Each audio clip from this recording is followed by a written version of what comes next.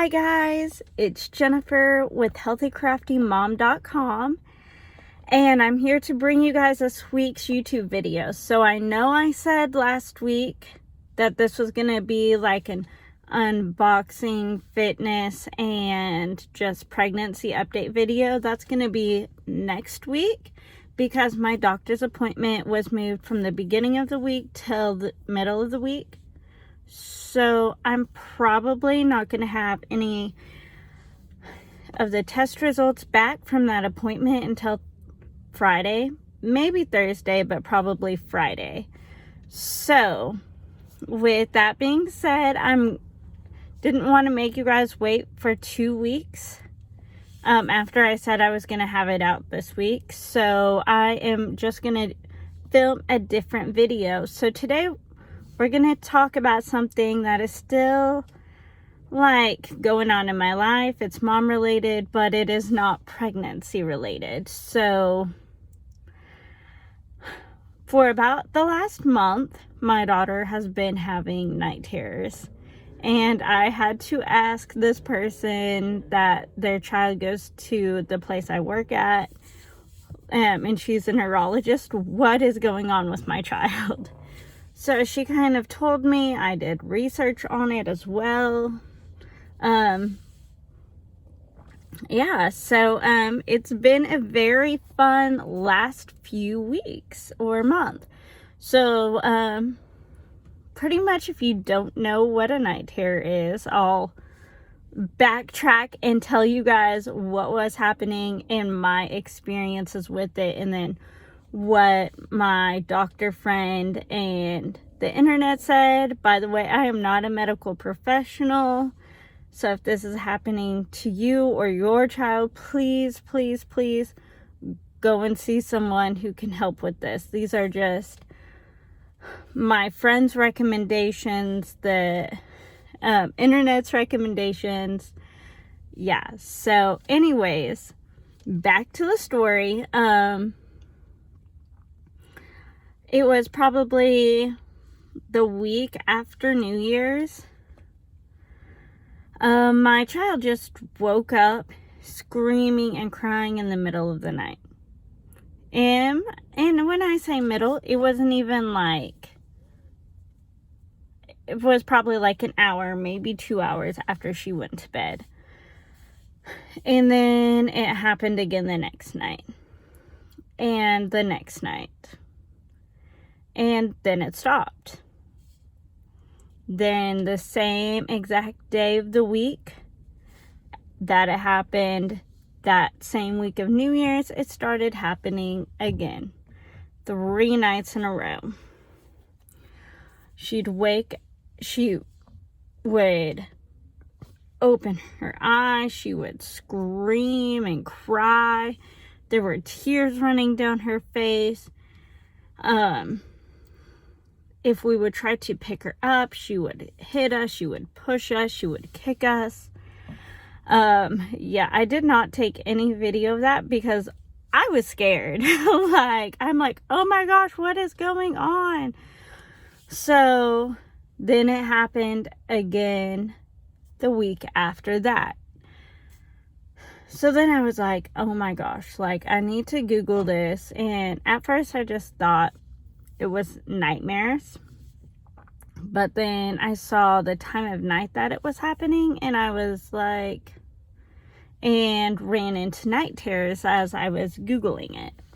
And so I was like, oh, so if it happens at the beginning within the first 3 hours of sleep, it's a night terror, and then it takes after that, it would be considered a nightmare. So she's not having nightmares, but it's like the same thing. You're in a dream state, you're dreaming, and it's a bad dream. Whatever her dreams are, she doesn't want to be held. She doesn't want to be touched. She wants to be really far away from people, which kind of scares me, but I'm sure everybody has their own fears and things that they have to deal with. So, she's just going through her own at just a very young age. But still, I'm just like, I want to do something. I want to help you. And I just feel so helpless when it happens. So I asked my friend what was going on, what to do. And it's pretty much just the same thing that the internet said. So now that you kind of know what my experience has been with night terrors, I guess the next thing is to, and kind of what they are, I'll explain a little bit more in detail, and then I will tell you what we've been doing the last couple weeks to fix it. So the first thing that I learned about night terrors was what I've already said, that they're at the beginning of the night instead of the middle. The second thing I realized is my daughter was still sleeping, that me and my husband were waking her up. She was not awake during any of this. So it's apparently like sleepwalking. But all right, so I went off on a tangent. I cut that out. So let's get back into what I was talking about, which was what are night terrors, which I think I explained pretty well. If you have any more questions, leave a comment below. I'll answer them the best I can, but honestly, you should probably just go do your own research, talk to your doctor or your child's pediatrician about it. And let me tell you how I was told to solve this. So, thing number one is to make sure that your child is on a good sleep schedule. So, after I had Googled it, I put her on a very strict sleep schedule. I was making sure she was sleeping at this time.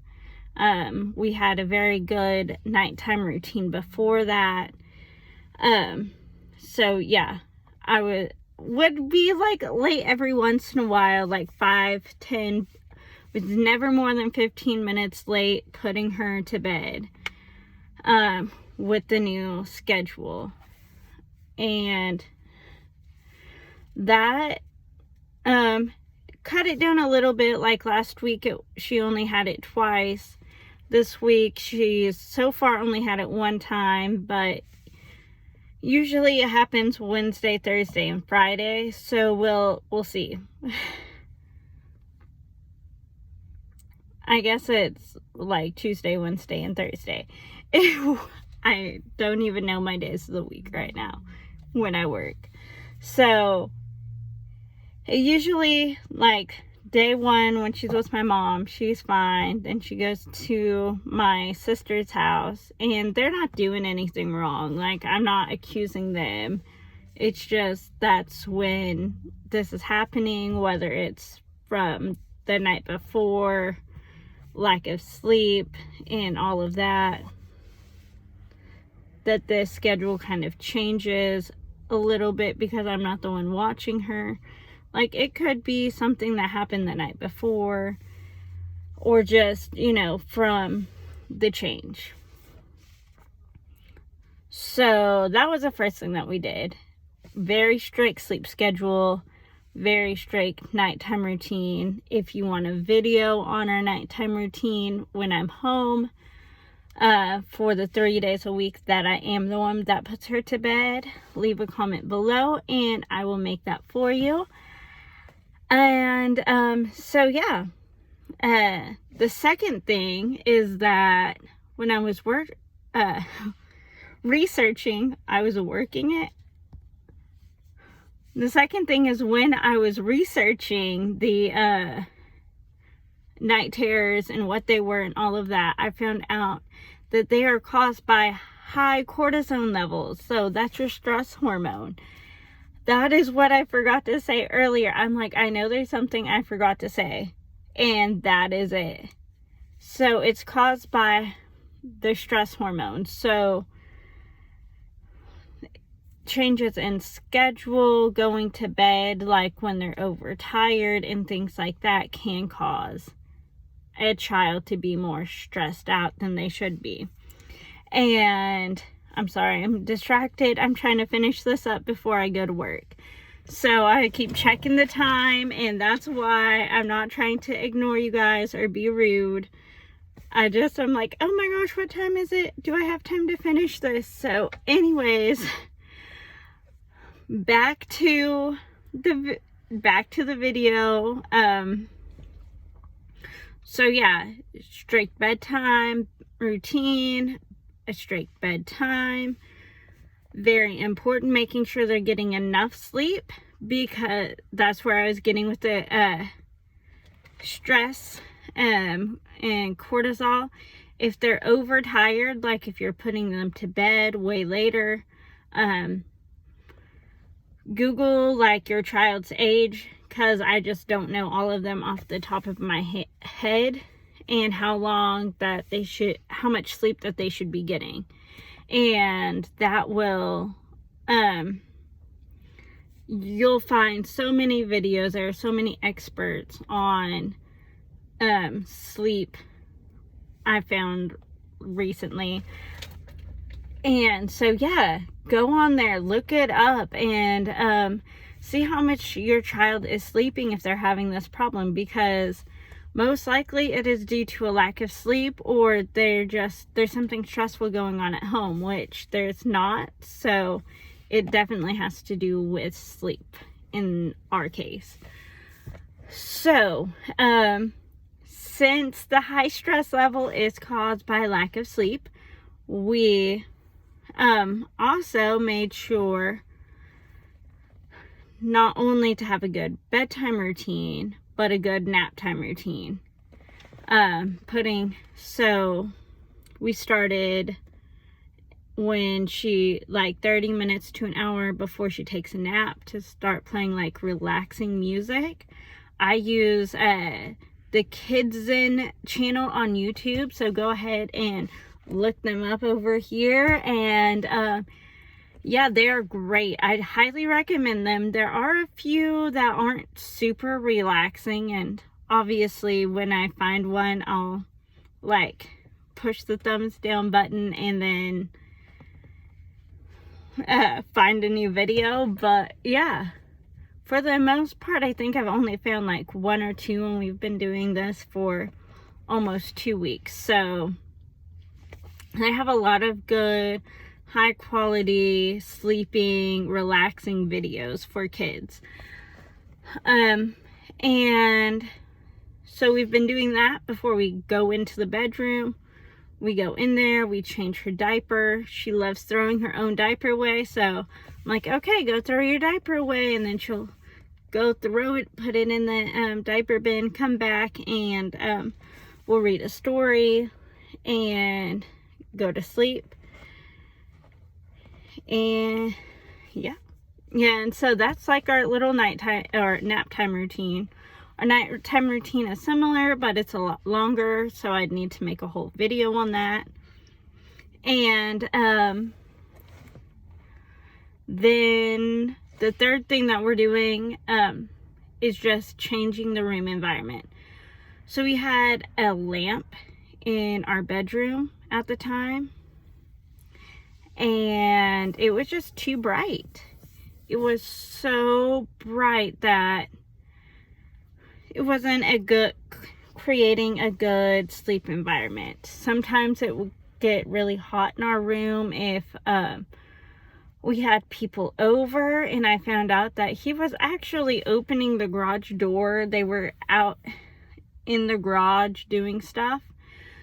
So I was just like, I just had an open conversation with my husband and was like, hey babe, look, this is what's going on with our daughter. I'm doing this and this and this to help her, but it is so hot in this room that it is hard to sleep. So if you're going to invite your friends over, that's cool, that's fine. Like, we have our sleep music playing. We've got fans going for white noise as well, and also to help cool it off. But if you could turn off the heater, like, that would be so helpful. So, you know, I just kind of explained what was going on to my husband, and, you know, he's been really gracious about, you know, when his family comes over, or he doesn't really have a lot of friends over. It's just mostly his brothers. If someone comes over and they're like hanging out and talking and stuff like that, and they're going back and forth between the garage and the kitchen, that that the door just kind of gets left open, he'll make sure to go into the bedroom and turn off the I'm sorry, I'm getting distracted so easily today. He'll go into the hallway by the bathroom where our thermometer is and just turn it off.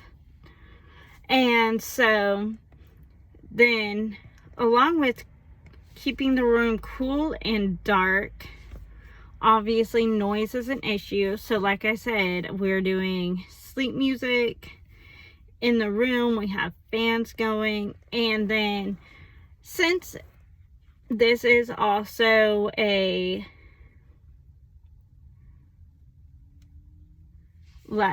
stress issue, like a cortisol issue, I think it is super, super, super important for her to relax. So we have a diffuser. We've been putting it in the room using lavender to help you know, just calm her. So we found some sleep recipes, and whatever is good we use. We made sure it was kid safe. We'll probably be putting her in her own room, hopefully, when the baby is born, because we don't want her to, the baby to have any kind of essential oils or anything, since it's a newborn. Yeah, so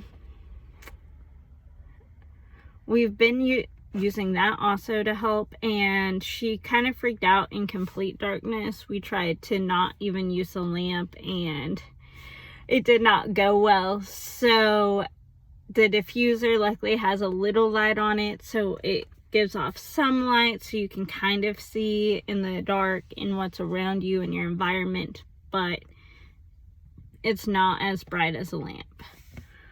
So yeah, that's pretty much what we've been doing. Like I said earlier, it's gone down from 3 times a week to now 1, so it's obviously helping.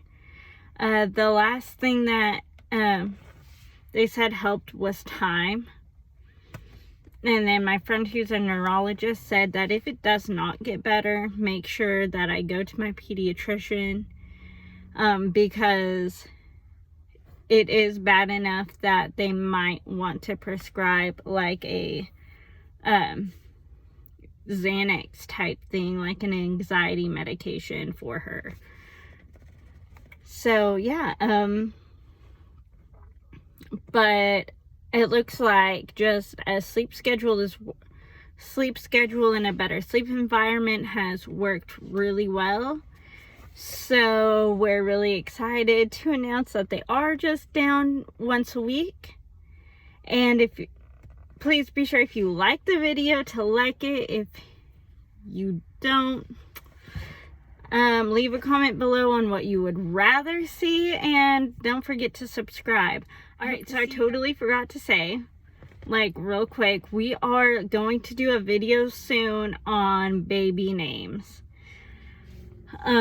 We have no idea what to name our baby, so leave your name ideas in the comments. If this is your first time watching, it's a baby boy. So what baby boy names do you like? What do you think that our child's name should be? Like, let me know down in the comments, because we need all the help we can get. So thank you so much for leaving all those comments, for all the love and support that you guys have given me, and I look forward to seeing you guys next week.